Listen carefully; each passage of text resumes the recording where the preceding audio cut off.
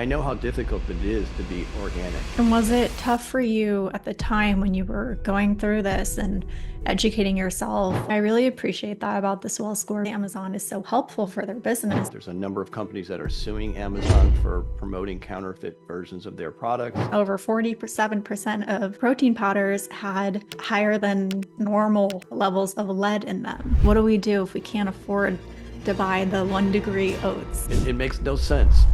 I think it's important to know a little bit about your history because I love the Swell score, but I'm also interested in why you started it. Who were you before the Swell score? I don't even know who I was. Did we exist before? So my story is we have a little bit of a shared history in case those people don't know your prior history, but we both had a history in the movie business. So I started and That's came to right. California to kind of pursue a career in the movie business as a producer. And the reason why I picked being a producer, which is, of course, both my parents were like, what do you do again? They never understood what a producer does. Nobody really knows. But really, what a producer does is actually find story ideas, develop those ideas, nurture them, and sort of have an eye for something that they think might be commercial and also artistic for people to get inspired and relate to. And so that was sort of my calling. And so I did that for almost 15 years and had some success, produced a bunch of movies, won a bunch of some awards, were nominated for some awards. And I realized after doing it for 15 years that the business of telling stories in that medium was not great. So I decided to pivot and get into digital content and started an agency representing talent in the social media, emerging social media space in the early days of that. And we built a very large creator focused company that represented brands and creators. Now, And just then, sorry, I have to yeah. interrupt. I see a Golden Globe behind you. What is that from? So I got that on eBay, believe it or not. Get out. No, so these are only relics I have of the movie business. I have a Golden Globe this side we won two Golden Globes for, actually, I'm sorry, that's an Emmy, not a Golden Globe. We won no Golden Globes. We got nominated for a bunch, but Oh my that's God, an, my an, bad. an Emmy for this documentary produced on a comedian named Don Rickles. Oh my gosh, That wow. John Landis directed. It was awesome. It's one of my favorite projects we did. And then I have my favorite trophy is the certified fresh because I made a lot of movies that were definitely certified rotten, but I had a couple that were certified fresh. So that was for a movie I did called Finding Neverland that I'm really proud of that we got certified fresh. And Oh, wow. they don't send these plaques out anymore, so I have to keep it here for a little, hashtag humble brag when I do podcasts. Um, so those are the relics I have from a movie business. Very cool. Okay, so you then founded an agency, and then where did that take you? So then I realized that what I'm really great at is storytelling, whether it's in short form, 6 seconds or 30 seconds or 3 hours in movies, sort of movie language. And I wanted to parlay that into helping inspire people to live healthier and longer. My own story was that when I turned 40, I decided that I wanted You're to get, over 40? yeah, unfortunately, 40 was a distant memory. Um, but I decided I wanted to get healthier and take my health into my own hands. And so I started, tracking, macrobiotics and, what I'm exercising and what I'm doing. I started training for triathlons. And then I eventually wound up doing a colonoscopy, which is something, if you're in your 40s or 50s, you should do. It used to be 50, and now they recommend you doing it at 40. I know, yeah. And when I'm doing, you have to do a physical before you do your colonoscopy. And when I got my physical, I found out that I have a really, really odd blood disorder that causes, me to produce a lot of platelets. Mm. And so your bone marrow is overproducing platelets. And of course, I freak out because, any hypochondriac would freak out. But I Yeah. also freaked out with like, oh, I want to reverse this. And they're like, no, you need to Mm. take medication. I'm like, no, I want to reverse it. So I kind of went full force into holistic, natural root cause medicine that's now become very popular. But this is going back 20 years ago. What made And you even think about that? Was that something that you were slightly interested in, or were you just given the answer of take medication, you're like, no, there must be another option. Yeah, I guess it's a natural fear of like not wanting to be tied to medication, right? And also Mhm. when you get diagnosed with a disease or a condition, you know, we're programmed in our culture of this sort of sick care system of like you get diagnosed and here's the treatment. It's a pill and it's going to fix everything, right? So you don't worry about like what's the root cause. You don't have to. I'm just going to take a pill that's going to mask the symptoms and it's going to make me feel better. But I think that's antiquated. And so my storytelling brain, like going back to the film business is I want to understand what the real story is here. So what's causing a blood disorder? And Mm. it turns out that my condition is actually caused by environmental acquired illness. It's in a series of diseases that they don't know. It's not genetic, and there is a genetic test for it, which I did, and I don't have the genetic version of it. And so it's environmentally acquired. And so of course I went to like, well, what's in my environment? Is it the food I'm eating? Is it the air I'm breathing, the water I'm drinking?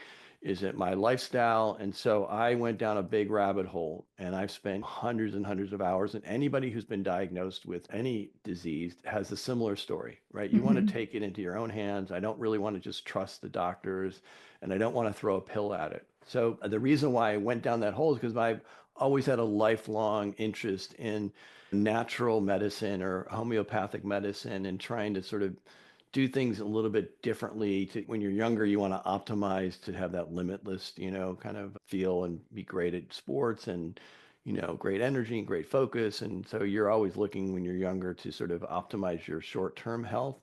When you Mhm. get older, you're looking to optimize your long-term health because you want to stay healthy as long as possible and stay active as long as possible. And was it tough for you at the time when you were going through this and educating yourself on products in your life that might be affecting you, or your water, your deodorant, whatever it might be? Was it tough to find products to swap out, or like how did you go through that process? Actually, I found it to be like before social media, there was still a lot of online content and a lot of books written. Sort of one of the early kind of mentors or inspirations to me was Dr. Andrew Weil, who was a Harvard educated MD, who also sort of was a proponent of holistic medicine and like natural interventions like acupuncture and herbs. And so I I just love ate that. at a True Food Kitchen. I love that Yeah, place. I'm obsessed. I mean, he's really walking the walk, can we say, and after all of these years, he's still doing it. So he kind of inspired me. I read all of his books and then went into the mental health side of like, Wayne Dyer and sort of trying to sort of naturally you want to change your mindset.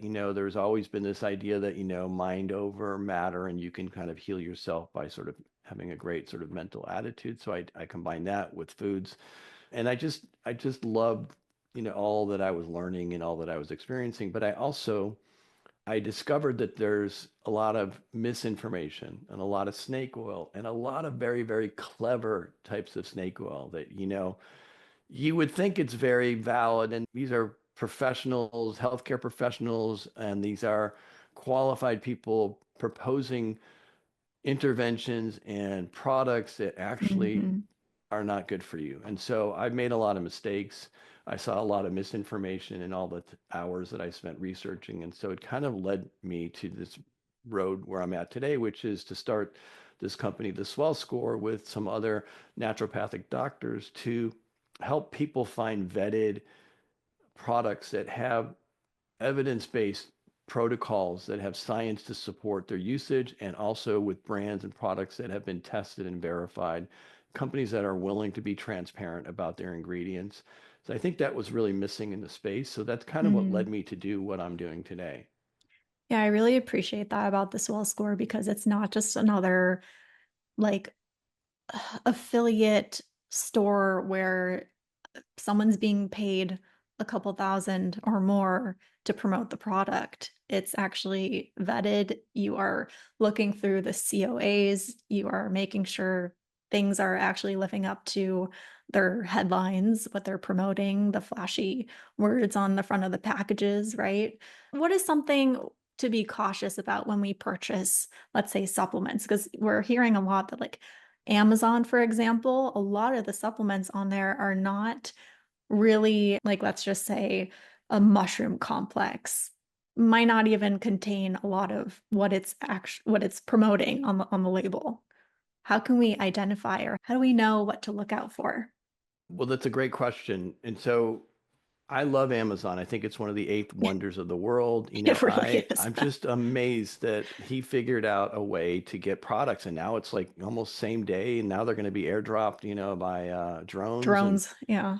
I mean, it's changed the entire scope of consumer products and how we consume and how we get products delivered. And it's supporting a lot of small brands, which I think a lot of people don't realize. They're saying, oh, stop supporting Amazon. It's only for big corporations, which, yes, a lot of that is true. But I have a lot of friends in the CPG world who are running it like a one-man show or just a small team, and it's their family, and they're on Amazon and they're making a good living because Amazon is so helpful for their business. So I think there is a lot of great things, like a lot of great aspects of Amazon that we can't look past. But there are a lot of counterfeit items, especially in supplements.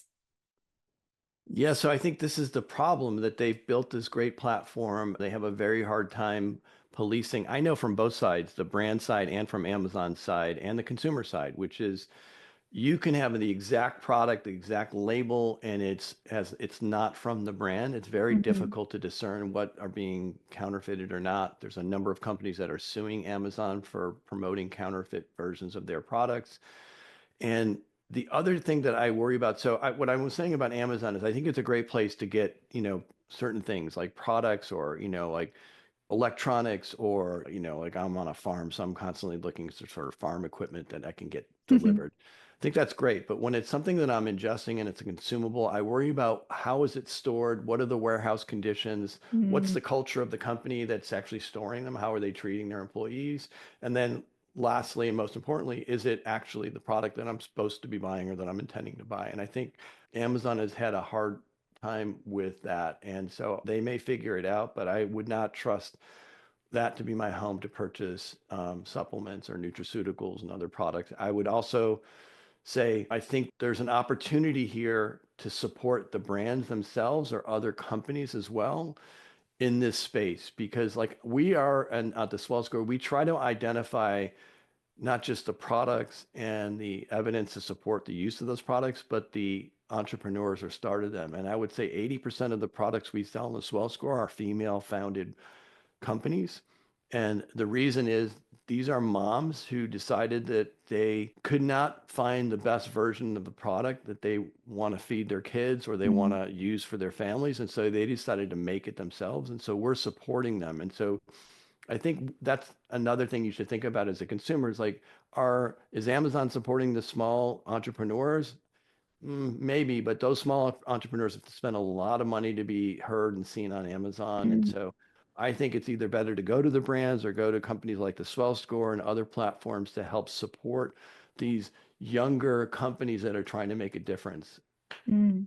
Yeah, absolutely. I can definitely get behind that.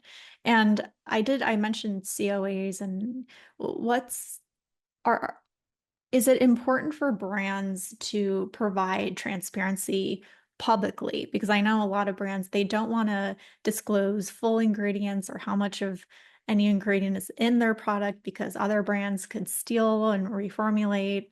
But it's important to know what we're ingesting, what we're putting in our bodies. So what would you say about, like, for example, the Clean Label Project just created or just came out with a recent study on protein powders, and over 47% of protein powders had higher than normal levels of lead in them. How do we know what protein powder to buy, what products to feed our families or use in, on, or around our bodies when a lot of them say organic, but they might be higher in heavy metals than non-organic products. Yeah, so okay, you've opened up a big Pandora's box here. So let's break it down. So first of all, just to be clear, when these companies test products, they're testing one batch of a product. And so it may be that there's an anomaly where the product is the one batch that they sourced has higher levels of heavy metals than other batches. But more than likely, that's not true. And so I would recommend, using and recommending products from companies that are committed to testing all of their batches, which is, you know, what is going to differentiate. The company's going to spend the money to actually do the extra testing because believe me, they don't want to spend the money and they'd Mm-hmm. rather sell as much as they can and make the highest profit. That's the Mm-hmm. problem. We live in this commercial society where they're motivated to sell more, make more, and not police themselves, nor is the government motivated to police them. So I think there are a few companies that are seeing the writing on the wall. There's a fantastic consumer activism movement happening right now, mostly by women on Instagram, moms on Instagram, and Yeah. other social platforms like that are saying I'm mad as hell and I'm not going to take it anymore. And so they're holding brands accountable. I mean, you can see what happened with Kellogg's recently and Bonnie Hari Mhm. and Courtney Swan and all of these women got together to say it's enough. The Kellogg said they were supposed to remove the red dye years ago. They never did it. And so more brands, believe me, they can impact the bottom line. They can impact the stock price. They can impact the Mhm. sales. So I think this has to happen more. And I think I'm getting off on a tangent now, but the comment that we see a lot when we post on social, because there's a lot of fear mongering but there's a lot of people that say, okay, great, I can't drink water, I can't eat this, I can't take that, I give up already, right? I got And a I few think, comments like that just this morning on my yeah, page. it Yeah. happens every time, every post, every day. But Hmm. I just want people to know that you can take that position, but the other position is we are making a difference. And we know that we're making a difference because there's companies like Califia Farms that changed their formulations because you all complained about them putting fillers and preservatives in their Hmm. almond milk that they didn't need. Well, guess what? They Hmm. changed the formulation. They did. There Yeah. are people going to Washington and marching on Washington and asking congressmen and congresswomen to make changes. So brands are hearing the call. So your Mhm. consumer voice matters. And so I would not give up and say, I'm not doing anything. I would say, let's all figure out a way to make a difference and make a change. And don't support the companies that are not, committed to that. Well, I see both sides. I do, because sometimes it feels like every day there's a new study or a new report that says your oats can kill you. They're full of glyphosate. And it's like, oh, I've been eating oatmeal every single morning. Now what do I do? Oh, now they're saying meat is causing Alzheimer's. So I guess I won't be eating meat. Then you start eating plant-based. Oh, well, this and this and that. It's exhausting. It really is exhausting. I think even the Swell score, you guys posted a video of some guy who he compiled a bunch of videos from influencers saying, "Don't eat this. This kills you. That kills you." And he's like, "Well, what am I left with?" Yeah, well, I think the answer is because first of all, that video, what I thought was great about it is that it's reinforcing the amount of noise that's coming at you from social media, Mm-hmm. which can be paralyzing and especially Mm-hmm. for women can cause, eating disorders. And I also am susceptible and I'm in this space and I hear something, I'm like, oh no, I can't do that anymore. Mm-hmm. But I think what people need to change their mindset is to prioritize the exposures. And so what's the most impactful thing you can do to lower your toxin exposure? Because you can't be zero tox. There is no such thing as non-tox. So that's a misnomer. What it is Mm-hmm. low tox. And what's impacting your health the most? Is it the lipstick that's on your lips, which after a few years you're going to ingest, a pound of lipstick that might have PFAS and other chemicals in it? Or Yeah. is it shampoos that you wash in and wash out of your hair? Well, oats is a great example. I would never in a million years eat conventional oats again, ever. As a Same. matter of fact, I try to stay away from all gluten because unfortunately the gluten in our culture has been sprayed with glyphosate and paraquat and other sort of pesticides. And these are absolutes known that they cause harm to our health. And so why would you want to continue to support that when you can buy, organic glyphosate-free oats from companies like Mhm. Zigo or 1%? And I think, 1 degree. Yeah. I'm sorry, 1 degree. I think that's probably the solution. If you like oatmeal and you feel good eating oatmeal, then just try and find a cleaner oatmeal.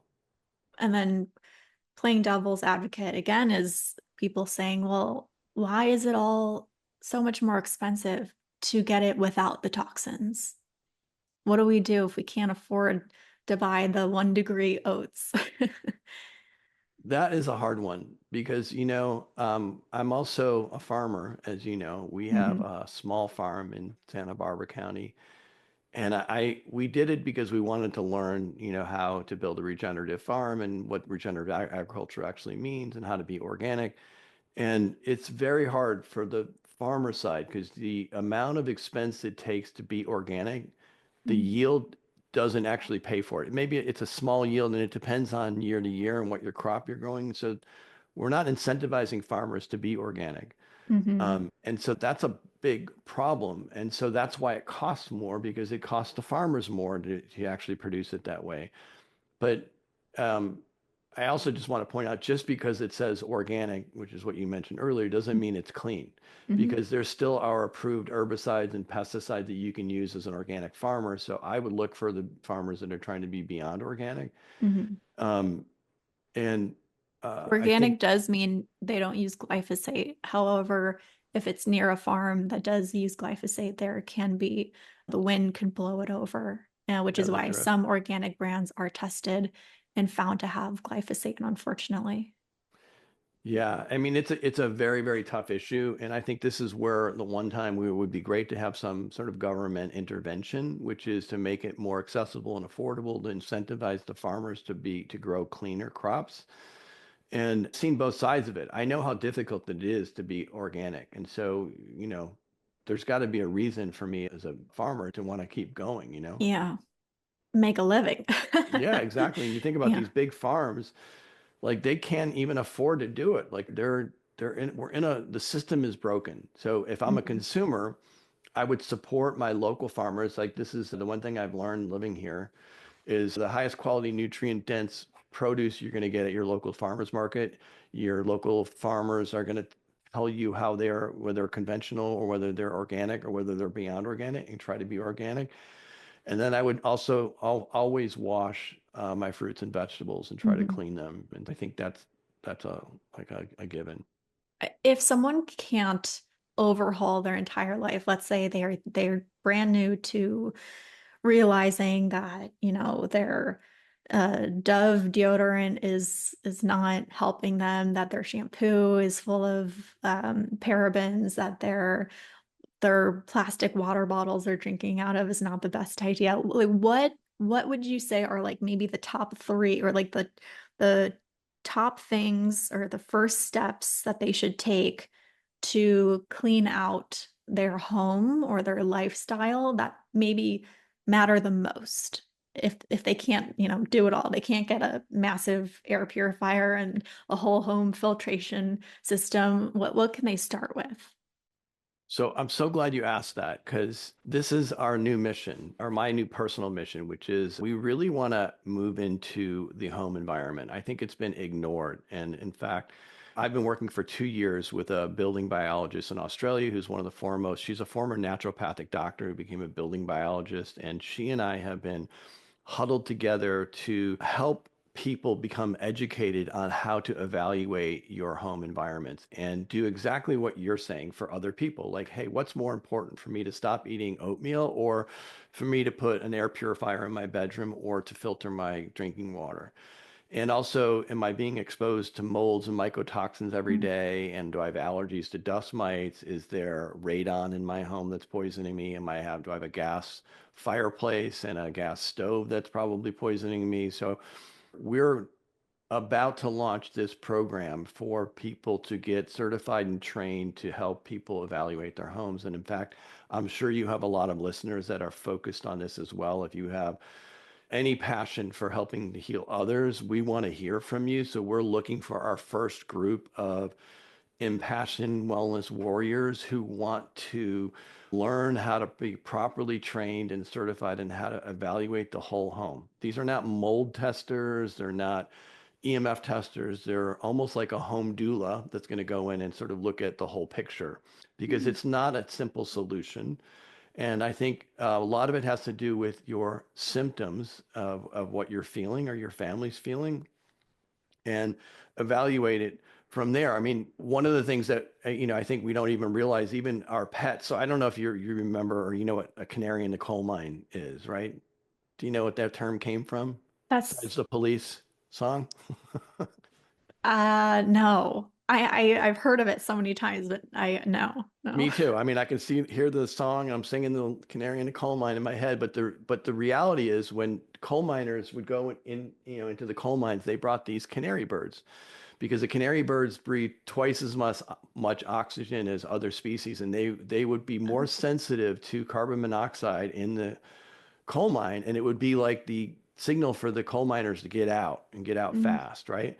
What if the Unfortunately, bird dropped dead? Or well, no? I think they start respirating quickly, and maybe if they drop dead, the coal miners were in Okay. trouble, so they needed to get out there. But that's where the term came from. And in fact, it wasn't until 1986 in the UK that they actually made them switch out the birds for an electrical sensor, which is shocking to me that it took that long. Wow. But Okay. but my point is that we have pets, and so your pets who are walking on your carpeting, who are eating, obviously bad pet food, but they're also breathing your airs. They're the first canary in the coal mine for you. Like if your pet Mm. is really sick, it's an indicator that your home is not healthy. And I Mm. would start investigating what's going on with your home. Even before you start feeling symptoms, I would look at, especially cats, like the incidence of thyroid issues and cats has gone up. I think it's like tenfold in the last 20 years. Let me just say, it drives me nuts when I go to someone's home and they have pets or they have young kids and they're burning those bed bath or not bed bath, what is it? Bath and Body Works candles, not just Yeah. one, but multiple. And I'm like, Yeah. you are creating a toxic bomb within your own home, and these poor innocent animals and young kids are they're hurting. Yeah. So I mean, I'm mentioning all this because you asked like what is the simplest thing people can do. So Yes. there are simple solutions, and these, professionals that we're going to certify and train, and it's going to be an amazing program and course. So I hope if anyone's out there and wants to be involved in this sort of the launch group, we'll give you an email to email us. But I'm really excited about this because their mission is going to be to help you solve and make choices that are best suited for you, not the most expensive Mm. solutions, but also the most efficient solutions. So it could be putting a vent where your, cooktop is. Like we live in this farmhouse that didn't have a vent on a gas cooktop. Oh. And it's like the scariest thing I've ever seen. I'm like, who has a cooktop without a vent? And well, these guys do. And then who has a cooktop cooking with gas that doesn't use the vent? Me for 20 years, never used a vent unless I was burning something. Well, you're being exposed to anything that you're inhaling is really super critical that you manage that for your health. So I would look at what products and gases are you inhaling in your home, and that could go all the way to is your home sitting on radon, which would be mostly East Coast people in the United States, but it could be anywhere. To the water, I believe the biggest impact you can have is to filter your water, and so. Mm. You don't have to have a $5,000 whole house water filtration system. You can buy a water pitcher for $59 that Mm. filters your water, although I wouldn't buy Brita because that actually has been discovered to put more PFAS back into the water, which is shocking. There's two brands that have been tested that are committed to continuously testing their filters. One's called Epic Filters and the other one's called Clearly Filtered. And I think those are both great brands and very affordable. It is expensive to keep refilling the pitcher filters, but that's a very simple solution that you can do. It doesn't cost a lot. And then I personally, I'm most focused on my bed in my bedroom. I'm in there for hopefully 8 hours a night. Lately, Mm. not so much, but Oh hopefully no. everyone's getting 8 hours. Well, no, because we just went through the fires in LA, and we've been Yeah. personally affected by that. I've been Yes. dealing with the stress and sleep, problems from that for the last few weeks. But Yeah. I would look the easiest thing I would look to replace or add is a small air HEPA filter next to your bed because it will help the air that you're breathing at night. And if you're waking up with, allergies and baggy eyes and stuffy noses, there's something in your bed. And, dust mites are a huge problem. If you have pillows that you haven't changed out in years, like you're supposed to change your pillows every 2 years. And so most people don't. I mean, you're in love with your pillow. It's perfect. I can't Yeah. find a replacement, but you have to get into the habit of replacing your pillows. It's not crazy expensive. And I wouldn't pick the pillows from Bed Bath and Beyond that have all of the sort of this, you know, nylon and latex and other elements that are not organic. I would also look for a clean pillow. And then the other thing I would look to is your mattress. So are you sleeping on a foam mattress from, we went through this period where box mattresses were like so popular and they're all foam mattresses, but they off gas all these chemicals. And so that could really affect your neurological health and your, Mhm. lung health. So I would look to switching mattresses if you could afford it. How long is the life of a mattress usually? Depends. Like we have a mattress that I love from Nature-Pedic that you can keep switching out the elements. So every Hmm. 5 years or 10 years, you can just take the top layer and Hmm. replace it. It's called the EOS mattress. And then, but if you have a traditional mattress, I would say if you've kept it clean, then it's probably at least 10 years is probably a Hmm. good life cycle for a mattress. But it depends on if it's sagging in the middle, it's causing back pain, if it's was treated with chemicals like, don't forget we lived in a period where there, and I think it still is, where there's formaldehyde and fire retardant in the mattresses because they Yeah. think, especially baby mattresses, why would you ever put a baby on a mattress that has flame retardant on it? It makes no sense. And so it's not like you see a big fire and there's the baby mattress survived the fire. And by the way, I thank God. I just was in the Well, should we Palisades. go? Yeah. I didn't Let's see go one drive through baby the mattress. Palisades. Yeah. Um, so Oh. thankfully, I think that's all being removed, or we're realizing that those are unhealthy. So we love Nature-Pedic because they are committed to no dyes, no chemicals in their mattresses. So it's all organic. I just got my mom to switch to Nature-Pedic. She loves it. So you love it. I have an avocado. I really like it, but I think I'm going to switch to Nature-Pedic when the time comes. And I asked about the life of a mattress because it really is an investment that I think is important. Like, I don't think everyone needs to spend a lot of money on like a wooden sauna in their house. You don't need to have that, but you do sleep on a mattress every single night of your life, essentially. So I think that is something that needs to be prioritized. And if you can invest, get something that's worth it. Yeah. Yeah, the other thing to be aware of, because this will all be part of this course evaluation too, which I've learned all of this myself, having developed the course with Dr. Nicole, is if you're under your bed, always see these dust bunnies, it's Yeah. like we don't have any carpets in our place intentionally, right? By the way, if you have carpets and you're steam cleaning your carpets, it's probably the number one source for mold growth in a home is steam cleaning Oh, carpets. That's a whole whoa. nother thing. Um, but under our bed there's constantly dust bunnies. And if you're not having a filter around where you're breathing in those. And what's in the dust bunnies but VOCs? It could be from the ceiling, it could be from the paint, it could be from dust mites and other, there's probably 200,000 critters that live with us in our homes. I'm not sure if you're aware of that. So there's either a balance and an ecological balance with them, or they're imbalance, which is why if you have allergies when you're sleeping, there's either dust mite problem or there's, VOCs in the dust. So you need to clean and vacuum around your bed in your bedroom. Frankly, you should be doing it all over your house and dusting with dust rags. And you don't need to spray it with any chemicals. Mhm. Just basically water, maybe a little vinegar and water, and that's all you need. But I would constantly be dusting and cleaning your homes and your bedrooms. These critters don't even help pay for rent. It's pretty No, rude. I was going to say they're rent-free hackers hanging in there. Interesting what you said about steaming rugs. I'm wondering, are there other common household items or setups that people often overlook as potential health hazards? I think we mentioned about the fireplaces and gas stoves. I mean, Hmm. as you know, California is likely going to ban gas stoves, Yes. which it's not going to be easy to do because don't forget all the restaurants that these chefs love cooking on gas stoves. So Oh, wow. Yeah. I would look at those kind of airborne toxins that can come from appliances like, wall heaters and gas stoves and fireplaces. I think something else to consider would be, can you, I mean, you mentioned obviously if you're using air fresheners or room deodorizers, you want to stop doing that, but can you not also burn the candles or I'm That's easy. susceptible. That's a free thing to do to better your health. You don't have to spend any money. You just stop using the fragrance, the plugins, the candles. Yeah, I mean it's not so easy though when you live with somebody who likes to smudge and Yeah. burn sage and there's a holistic What? hazard. Don't forget it's not just Glade, it's also, Palo Santo burning and all this stuff which drives me crazy. I don't want to breathe any of the smoke.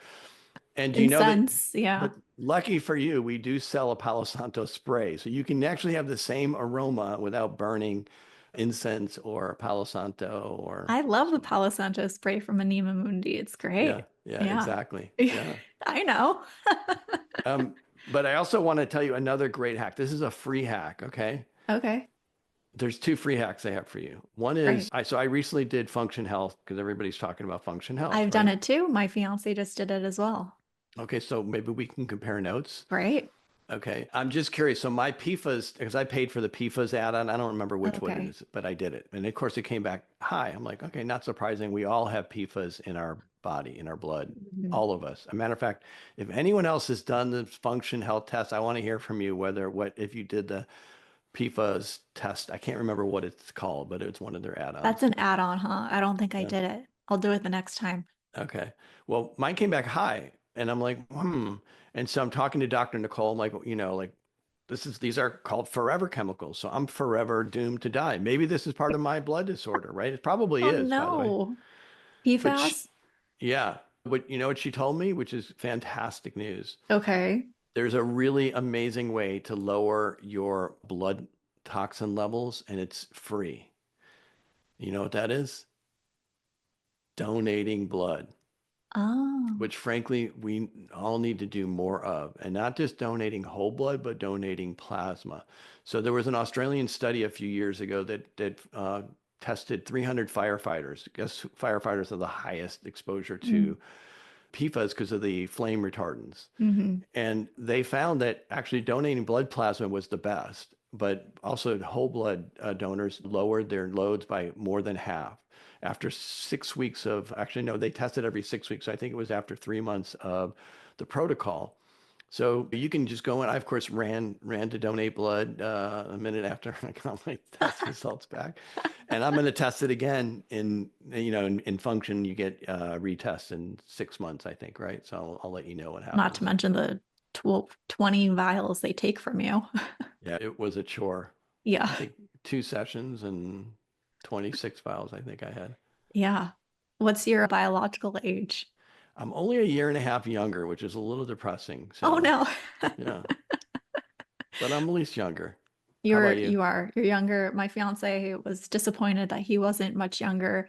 I am 13.9 years old. Of course you are. You're perfect. Wow. That's amazing. It was shocking. It made me laugh.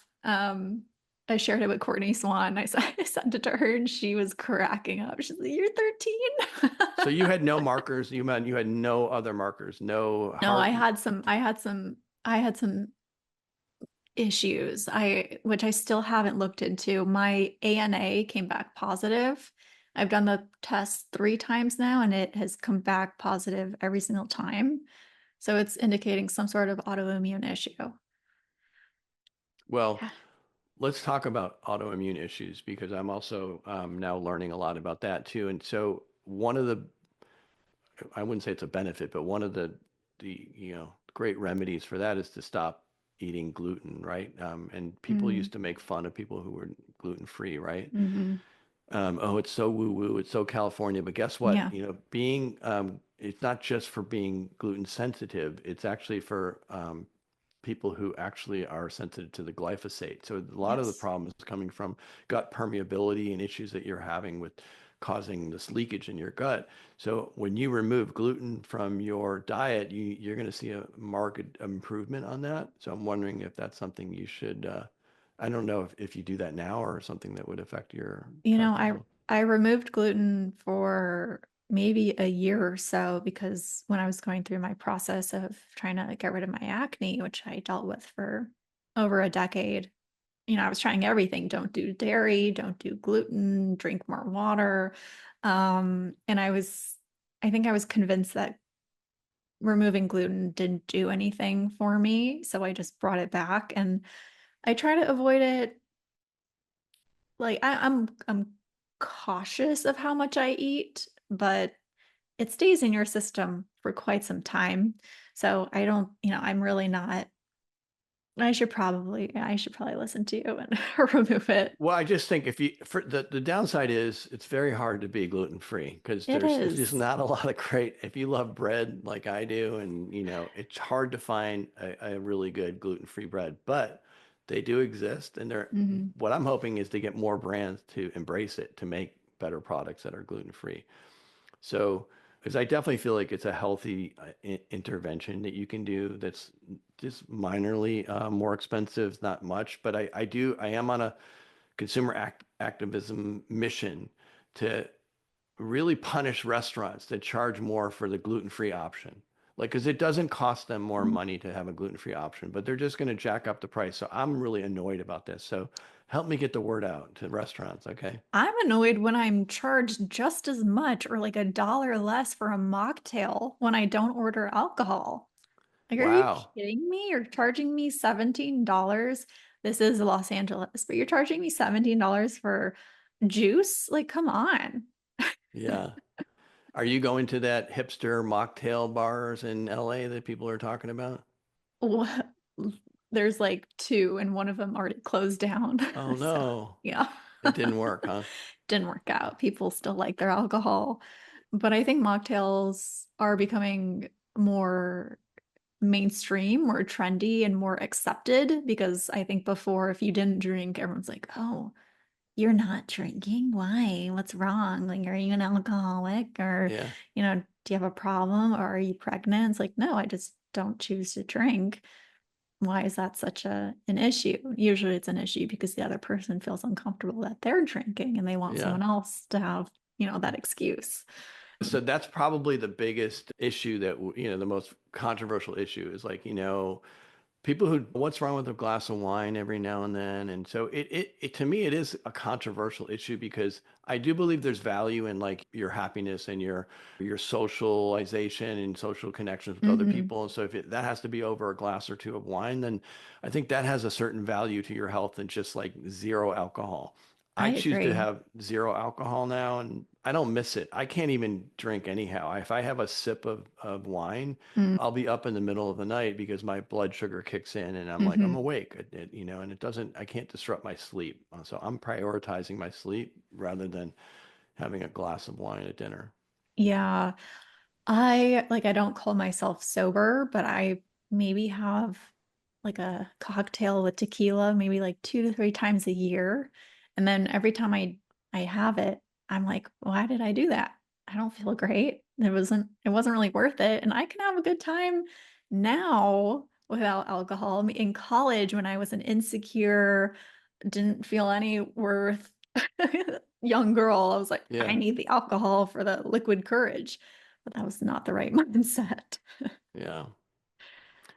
I think I just want to go back to social media being flooded with health information. How can people avoid feeling overwhelmed and hopeless, but still be aware and educated? Because I think there's some people who go, this is too much. I'm just giving up. I'm gonna eat the Doritos and not think about it. And then there are people who are becoming orthorexic and having eating disorders and becoming too obsessed.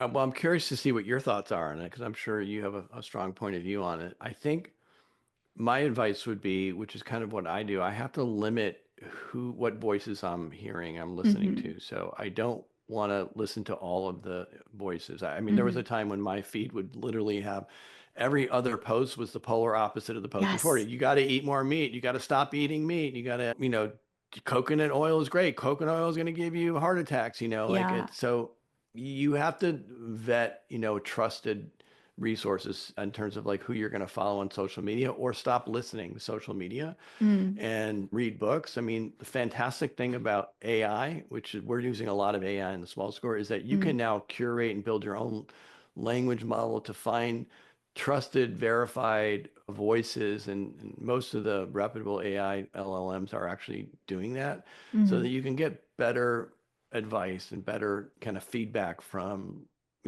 more trusted resources, I guess. And then I think this is what bothers me about social media. There's a lot that bothers me. And I had a business that was, working with, social media influencers for years. And I still, as you know, I work with a lot of influencers, and I love that they have a voice, and I love empowering them by helping them monetize their audiences. But there's a little bit of a conflict, which is they're trying to build a business like you are. And so you have to support your business. So is a Mhm. brand is going to pay for a sponsorship, or they're going to be motivated to promote a brand because of an affiliate sale commission. There has to be some balance in terms of, hopefully that influencer is picking brands and products that they truly believe in, as opposed to just being motivated for the money, which is unfortunately part of the ecosystem. Well, that really irks me as someone who is an influencer in health and wellness, is that, I've made the promise to myself and my audience for 4 years now, 4.5 years, that I'm only going to partner with or promote or recommend products, whether paid or not, from brands that I would use, that I vetted, that I would recommend to my friends and family.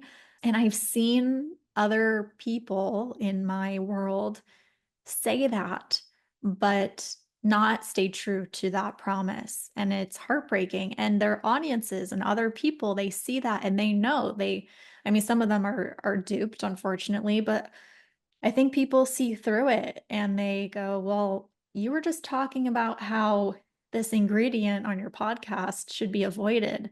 And yet you have it in this product that you're promoting. What's the deal? And they start questioning and they become suspicious of all of us. And then that lumps me into the group. And I don't know, it just hurts us all when we lose the trust of our audiences by lying to them because we're just trying to make a buck. Not me.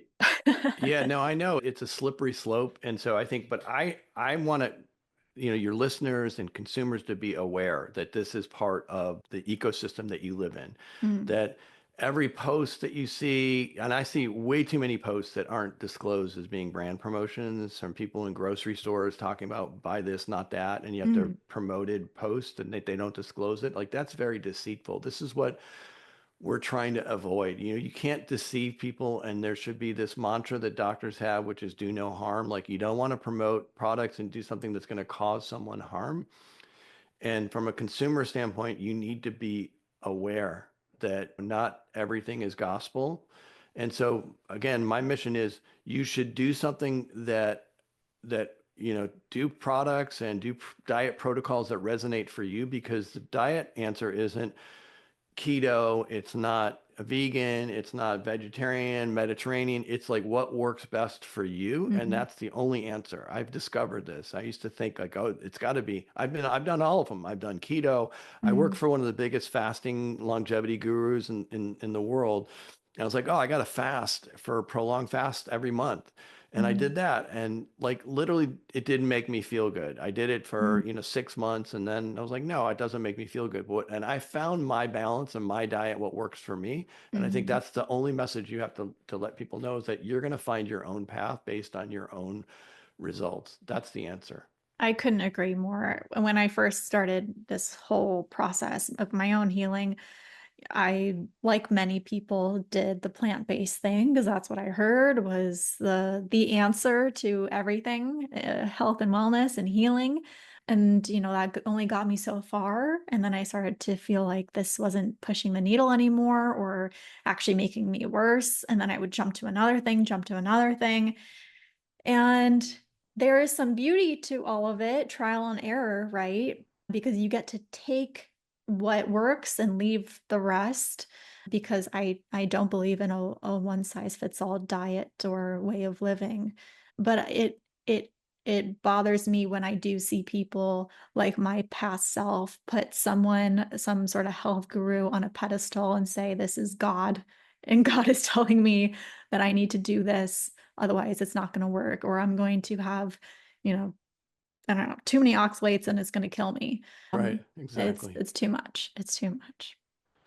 I forgot to mention that I had another kind of semi-free hack for people to Oh yeah, detox. yeah, Yeah, so okay. my second piece of advice, aside from donating blood, which I think Yes. everybody should do at least, a couple times a year.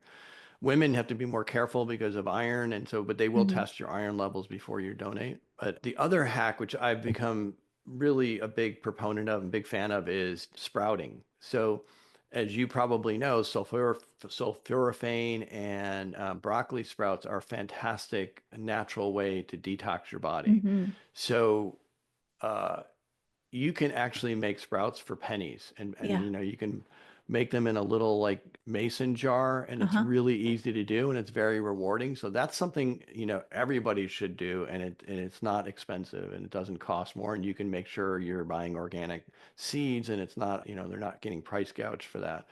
So I would encourage people to start sprouting and at least incorporating that into your diet, or doing, what I do is kind of like a sprout fast once or twice a year.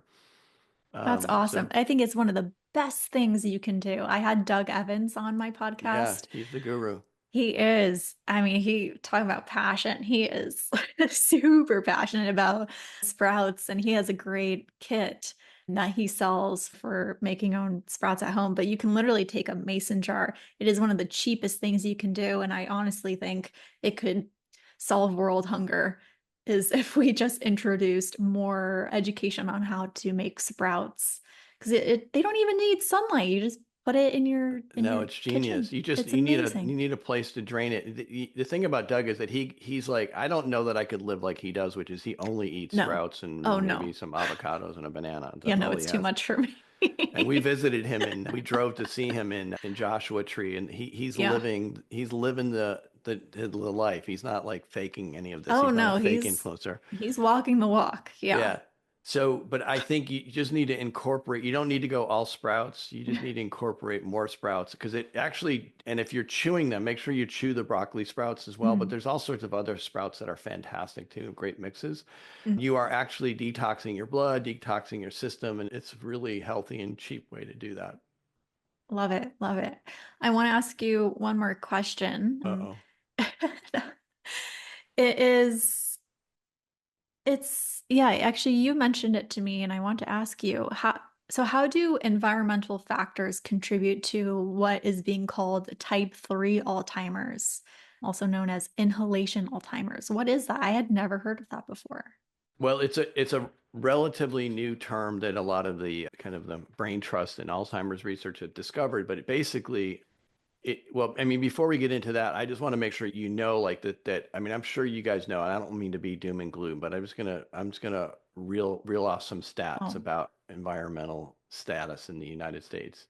Oh, I thought you were going to mention the air quality in LA after these fires. Well, that's true too, but VOC levels are 2 to 5 times higher indoors than Mm. Outside, 1 in 15 homes has elevated levels of radon, and it's the second leading cause of lung cancer.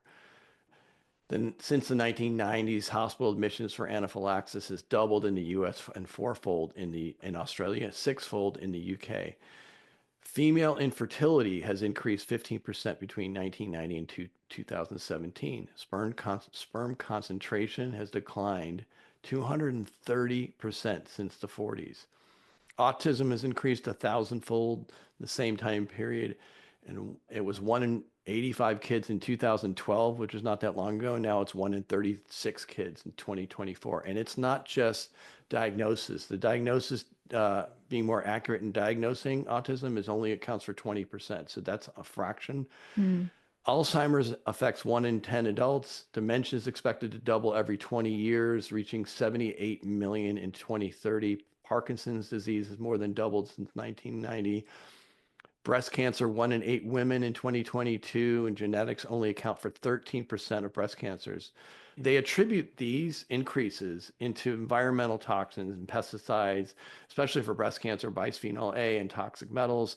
And so getting back to your question about inhalation and Alzheimer's, so they've discovered that mycotoxins can have a really deleterious impact on your health, which are the molds. So before people start freaking out, let me just tell you and go get mold testing, because I don't think that's the answer too. And I think that industry is rife with corrupt Mm. and snake oil salesmen. So I'd be very Yes. careful about all the mold people telling you, oh, you need to get tested right away. I would take a beat, because testing your home for molds in one room is not the answer, because molds are everywhere.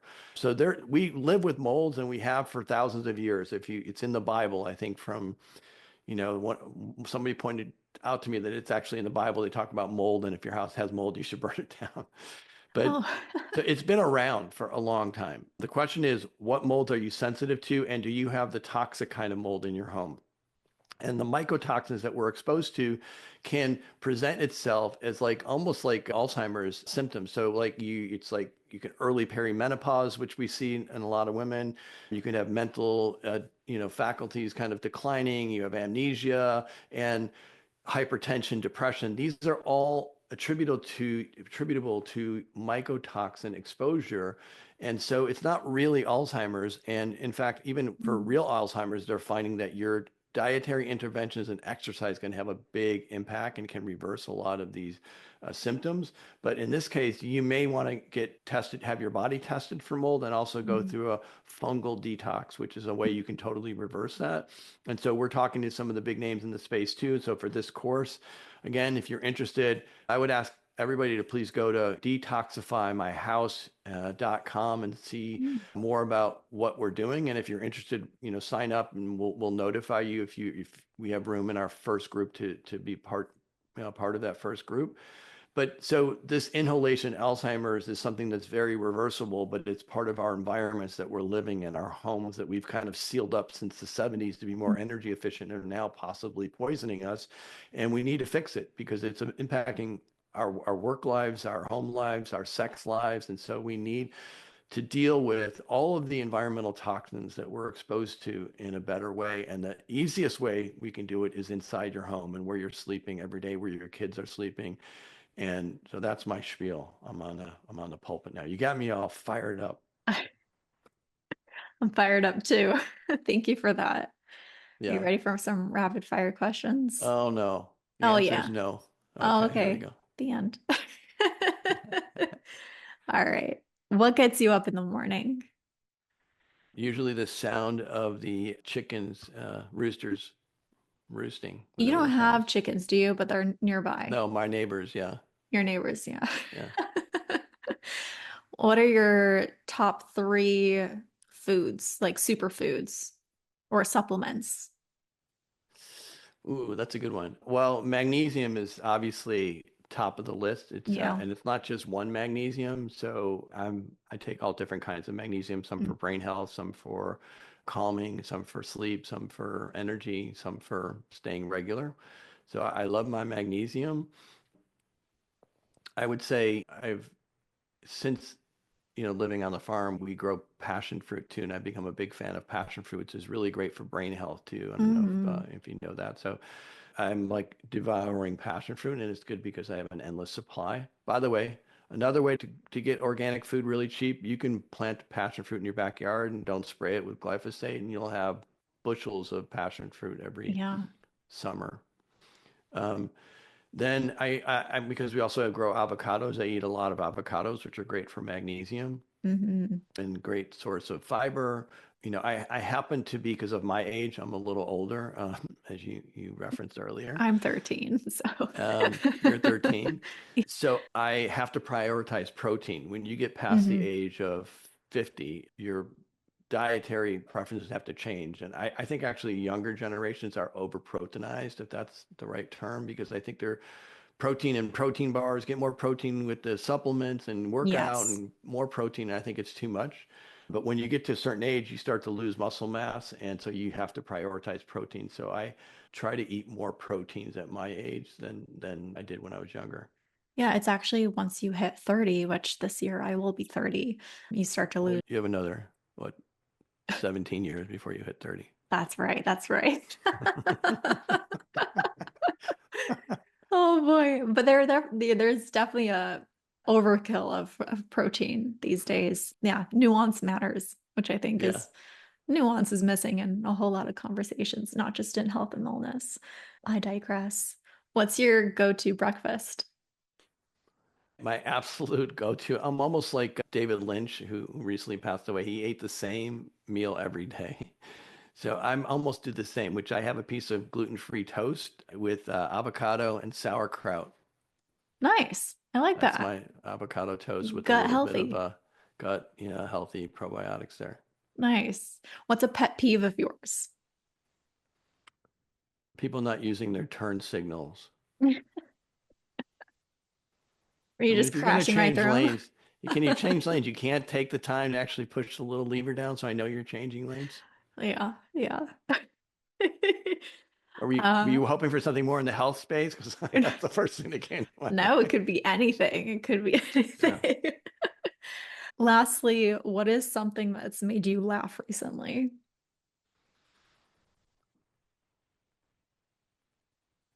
Oh, that's a good one because there's not a lot to laugh about recently. I know we have Um, to dig a little harder this January. Can you believe it's still January? It's yeah, been I January can. for 3 months. I'm I'm so at the age, done. just so you know, like I can't believe how fast the days and weeks are going by. Like when you get to a certain age, like at your age, you're like, oh my God, it's still January. I'm like, please, can you stay January for another 12 months so I can, extend my health span? I would say the thing that made me laugh is I watched the documentary on Saturday Night Live. Oh, I want to see Um, that. Was it good? yeah, I thought it was really good. There's one scene in particular that really made me laugh I'll have to that I'd watch it. never seen. I never watch it live. Does anyone really watch Saturday Night Live anymore? Because it's all clips. I know. I used to love SNL. And then, I don't know, 5 years ago, I feel like it really went downhill. Everyone says that though, every year. Everyone's like, oh, SNL is not the way, not what it used to be. But I don't But know. you I go you on know, YouTube and I look at old sketches and I love them. yeah, well, I get fed the clips the day after for some reason. Like I saw the Mm, Timothy Chalamet stuff, which I thought he's was pretty pretty funny. funny. Yeah.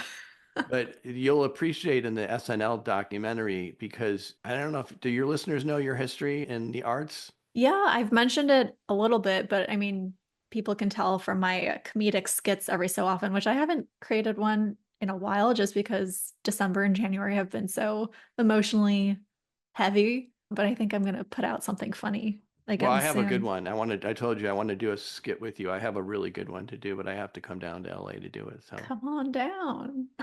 um, so um, I forgot what I was talking about. SNL Oh, clips. I don't remember. Never No. mind. All right. All right.